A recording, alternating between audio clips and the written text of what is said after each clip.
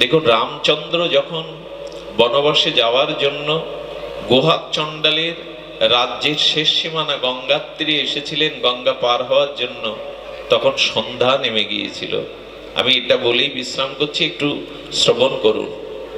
সন্ধ্যা নেমে গেলে গোহাক চণ্ডাল বসে বসে সেই নদীর তীরে আর প্রভু রামকে তিনি কি করেছিলেন, কুশের আসন পেতে দিয়ে প্রভুকে বিশ্রামের ফুলের শয্যা করে দিয়ে প্রভুকে বিশ্রামে দিয়েছিলেন, মা জানকীকে আর রঘুপতি রামকে। কিন্তু লক্ষণ জেগেছিল দাদার পায়ের পাশে বসে, আর গোহক চণ্ডাল মিতা সারা রাত ধরে ওখানে রামচরিত, রাম গুণগান, রাম মহিমা কীর্তন করছিল।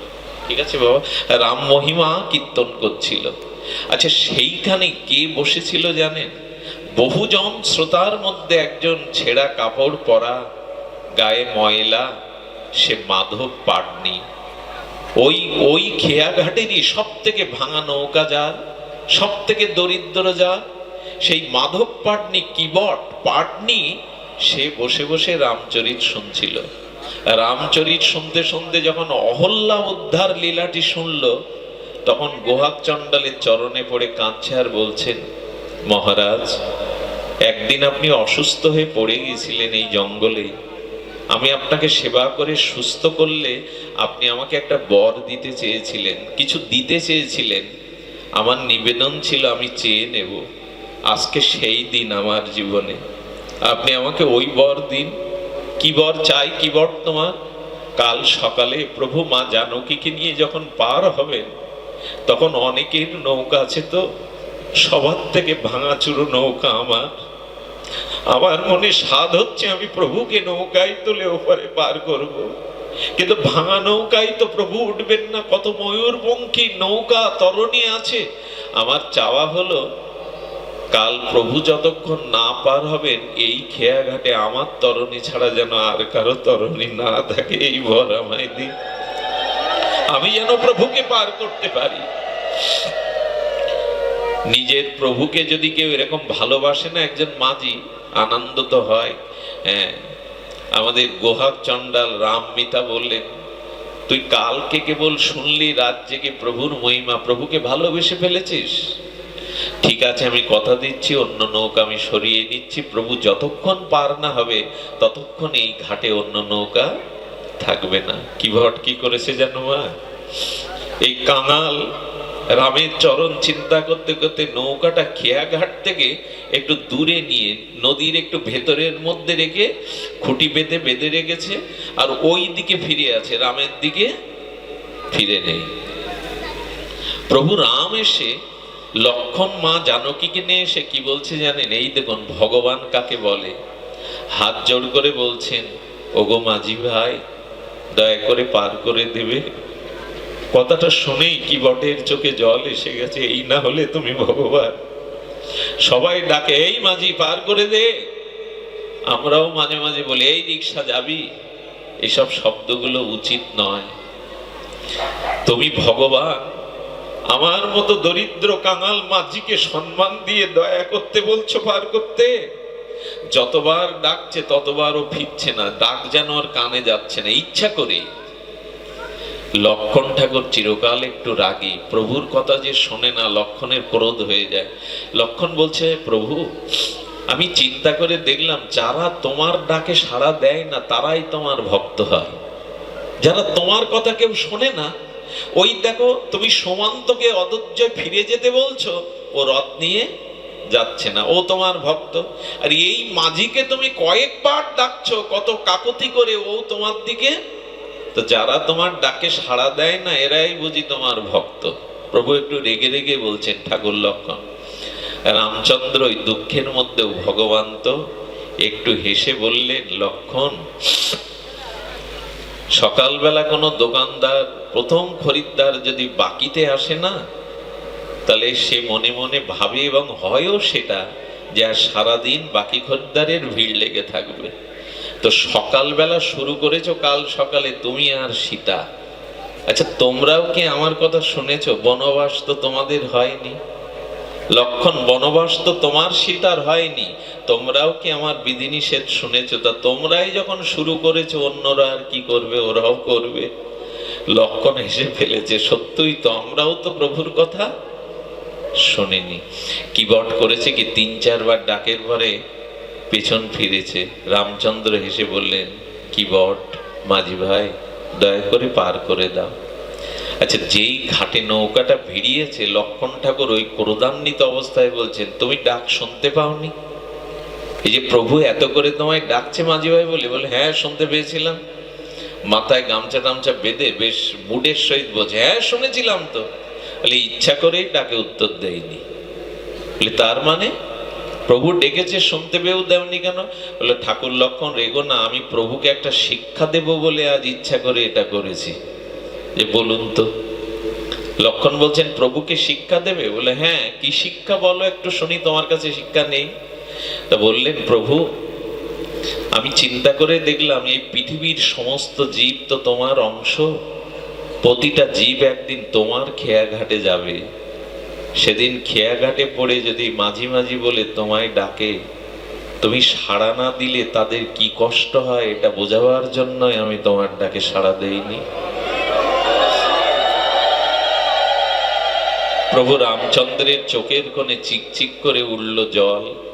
হাত জোড় করে কিবট বলছে, কথা দাও, যেদিন তোমার খেয়া ঘাটে গিয়ে ডাকবে তোমায়, সেদিনে যেন বিলম্ব করো না ঘাটে নৌকা ভিড়াতে, উত্তর দিতে। রামের চোখে জল। প্রভু বুঝতে পেরেছেন অন্তর্যামী তো, ও কতটা ভালোবাসে। তখন ও আরো প্রভুর, আজ কিছুক্ষণ আটকে রাখলে তো প্রভুকে দর্শন হবে, প্রভুর চরণ বদন। বলছে, প্রভু আমি পার করতে পারবো না, আমি তোমাদের পার করবো না। যে সামনে কিছু দূর গেলে দেখবে জলটা অল্প আছে, মাজা সমান, হেঁটে পার হতে পারবে, যাও। রাম বলছেন কি, আমি আর লক্ষণ পারবো, কিন্তু তোমার মা পারবে না। তোমার মায়ের দিকে তাকিয়ে অন্তত পার করে দাও। এই মার কথা যেই বলেছে, সীতা মায়ের কথা, সর্বস্ব ছেড়ে চলে এসেছে প্রভুর সাথে, তখন বলছেন, আচ্ছা আমি রাজি আছি, কিন্তু সত্য আছে। দুয়ারে যার, ঘাটে যার প্রভু রাম, সে সত্য জুড়ে দিচ্ছে। কি সত্য? বলে, প্রভু আমাকে যতটা বোকা ভেবেছো, আমি অত বোকা নই। আমি কাল সারা রাত জেগে তোমার লীলা কথা শুনেছি। দেখো প্রভু, তোমার সাথে আমার শত্রুতা নাই, এবং কি তোমার চরণের সাথেও আমার কোনো শত্রুতা, জয় রাধে, তোমার চরণের সাথে আমার কোনো শত্রুতা নাই। বসুন্ধরা, তোমার চরণের সাথে আমার কোনো শত্রুতা নাই, কিন্তু একটি তত্ত্বের সাথে আমার শত্রুতা আছে। প্রভু তোমার ওই চরণ ধুলোর সাথে আমার শত্রুতা আছে। আচ্ছা, ভক্ত কি চায় মা? গোবিন্দের চরণ ধুলো তো বলছেন, প্রভু তোমার সাথে আমার শত্রুতা নাই, তোমার চরণের সাথেও আমার শত্রুতা নাই, কিন্তু তোমার চরণের তলে যে ধুলি আছে, এই ধুলির সাথে আমার শত্রুতা। রাম তখন বলছেন, আমার চরণের ধুলোর দোষ কি বলবে তো? বলেন, প্রভু আমি শুনেছি তোমার পায়ের ধুলোটা এক পাথরের উপরে দিলে সে পাথর নাকি মানবী হয়ে গিয়েছিল। আমার ভয়, আমার শত্রুতা তোমার চরণ ধুলির সাথে আমার এই ভাঙাচুরো নৌকা, এটা নিয়েই সংসার চলে, আর কোনো কিছু নাই আমার প্রভু, এটাই অবলম্বন। এখন তোমার পাদ ধুলো আমার নৌকায় পড়লে ওই পাথরের মতো যদি আর একটা স্ত্রী হয়, প্রভু এক স্ত্রীকে আমি সংসার চালাতে পারছি না, দুই স্ত্রী কি করে চালাবো প্রভু? বলছেন ওটা, দেখুন নিন্দার ছলে কিভাবে স্তুতি করছে। আমি জগৎকে বলবো, গো প্রভুর চরণ ধুলির জন্য আশায় থাকো, প্রভুর চরণ ধুলি আশ্রয় করো, তার চরণকে আশ্রয় করো। কিবট তখন বলছে, প্রভু আমি এই লীলা শুনেছি, এই জন্য তোমাকে আমি নৌকায় পার। রামচন্দ্রকে বলছেন কিবট মাঝি, প্রভু আমার নৌকা যদি প্রকৃতি হয়ে যায়, মেয়ে ছেলে হয়ে যায়, আমি টানতে পারবো না। আচ্ছা, এত দুঃখের মধ্যে প্রভু হেসেছেন, লক্ষণও হাসছেন। তখন লক্ষণ বলছে, তা পার করবে না তো একটা উপায় বলো। আহারে, কিবট তখন বলছেন, একটা উপায় আছে প্রভু, প্রভু আমি তোমার চরণটা ধুয়ে দিয়ে ধুলোগুলো পরিষ্কার করে দেব। ধুলোর সাথে তো আমার শত্রুতা, তোমার সাথে আমার শত্রুতা নয়, তা আমি তোমার চরণের ধুলিগুলো নিজে হাতে ধুয়ে দিয়ে নৌকায় তুলবো, তাহলে তো মিটে গেল, আমার নৌকার মানবী হবে না। বুঝতে পারছেন তো?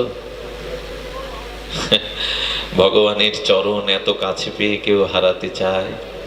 আচ্ছা, এই মাঝি লেখাপড়া জানে না, আকাট মূর্খ, কোনো সাধন নেই, চরণের লোভ জাগলো কেন জানেন? খুব অপূর্ব একটা কথা। ভগবান ক্ষীরোৎসায়রে অনন্ত নাগের শয্যায় শুয়ে আছেন না, লক্ষ্মী দেবী পদসেবা করছে, শেষ নাগের উপরে ক্ষীরোৎসায়ী ভগবান শুয়ে আছেন। ওই সময় সমুদ্রের একটা কচ্ছপ গোবিন্দের রাঙাচরণ, ভগবানের রাঙাচরণ দেখে বললেন, চরণ এত সুন্দর হয়। কচ্ছপটা লোভে পড়ে ওই চরণ ছোঁয়ার জন্য ওই সর্পের, ওই যে শেষ না সাহিত্য, ওই সর্পের উপর দিয়ে উঠছিলেন, কিন্তু লক্ষ্মী দেবী ছিলেন সতর্ক। দেখছেন সমুদ্রের একটা কীট ওই চরণে, আমিও হাত দিতে গেলে ব্যথা লাগে, ওই চরণ এত কোমল, আমার হাত বুঝি কঠোর, আর ও যদি প্রভুর চরণকে কামড়ে নেয়, এই জন্য কচ্ছপটাকে লক্ষ্মী দেবী ছুঁড়ে দূরে ফেলে দিয়েছিলেন।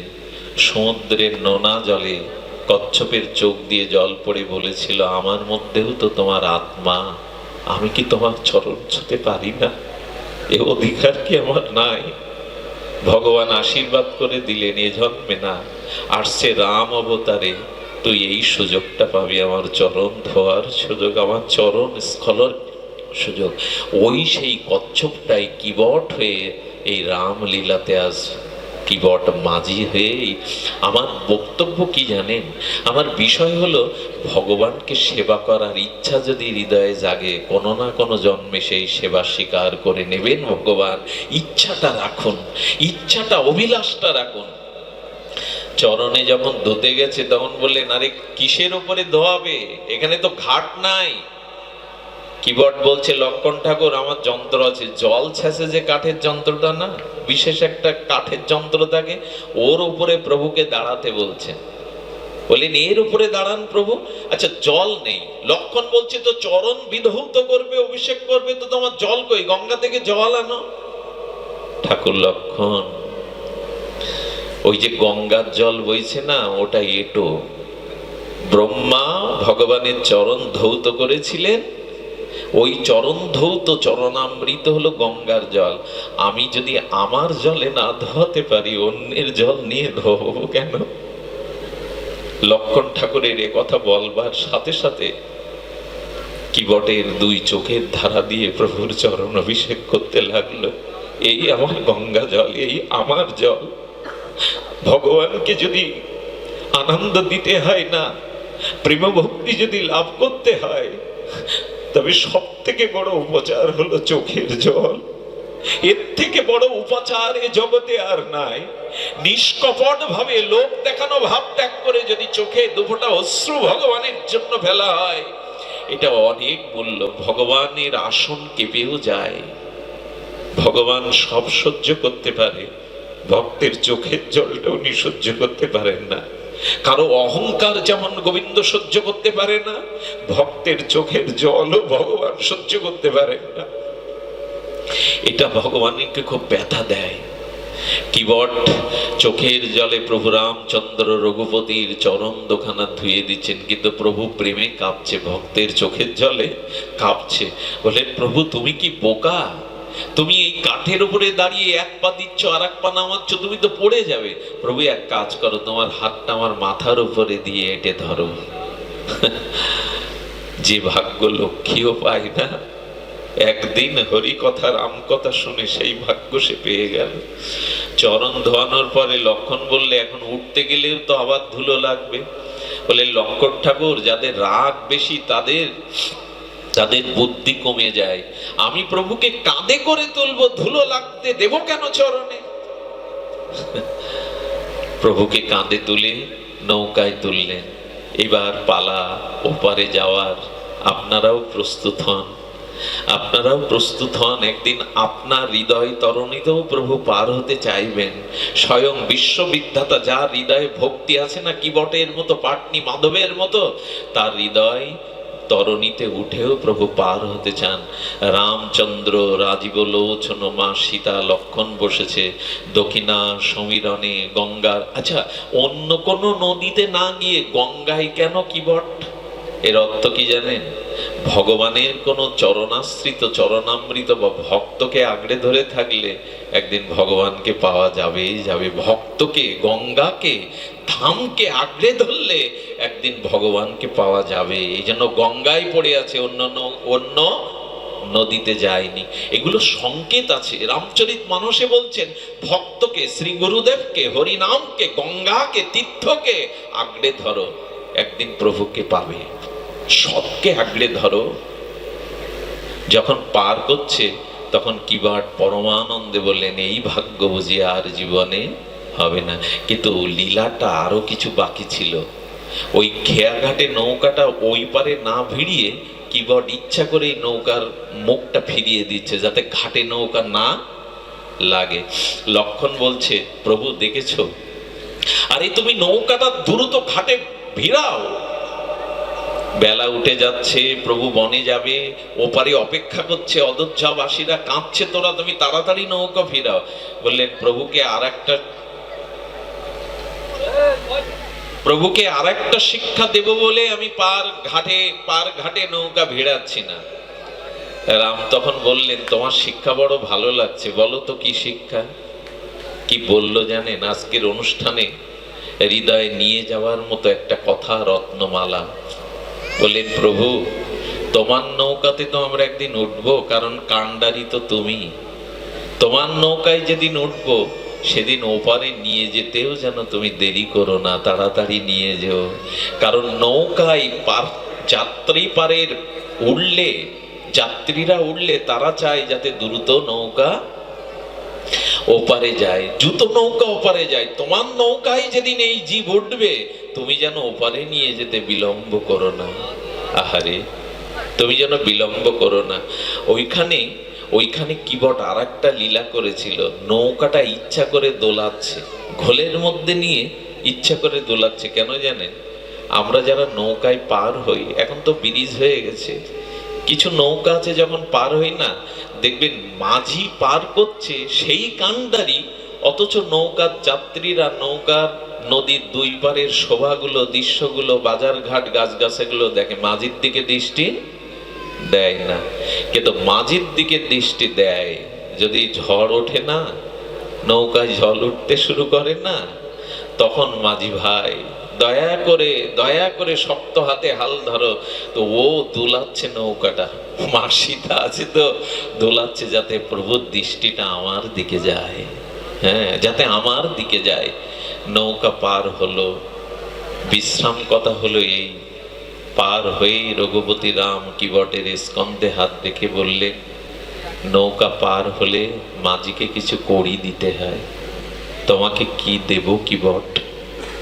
বলো না, তোমায় কি দেব? বিদায় বেলা তো খুব ব্যথাতে প্রভুকে ছেড়ে দিতে হবে, কত জন্মের সাধ্য সাধনার ফসল। বললেন, প্রভু তুমিও দেখছি বোকা, তুমি কিছু জানো না প্রভু। মাঝি যদি মাঝির নৌকায় ওঠে, স্বজাতীয় পেশা ড্রাইভার যদি আর এক ড্রাইভারের গাড়িতে ওঠে, স্বজাতীয় পেশার মানুষ তো তার কাছে কড়ি চায় না। আমিও মাঝি, তুমিও খেয়াঘাটের মাঝি। মাঝি যদি মাঝির নৌকায় ওঠে, কোনো কড়ি তো চাই না। লক্ষ্মণ বলছেন, আমার প্রভু আবার কোন খেয়াঘাটের মাঝি? বলে, উনি ভবপারের মাঝি লক্ষ্মণ ঠাকুর, উনি ভবপারের মাঝি। মাঝি যদি মাঝির নৌকায় ওঠে তাহলে তো কোনো অর্থ নেয় না, করি নেয় না।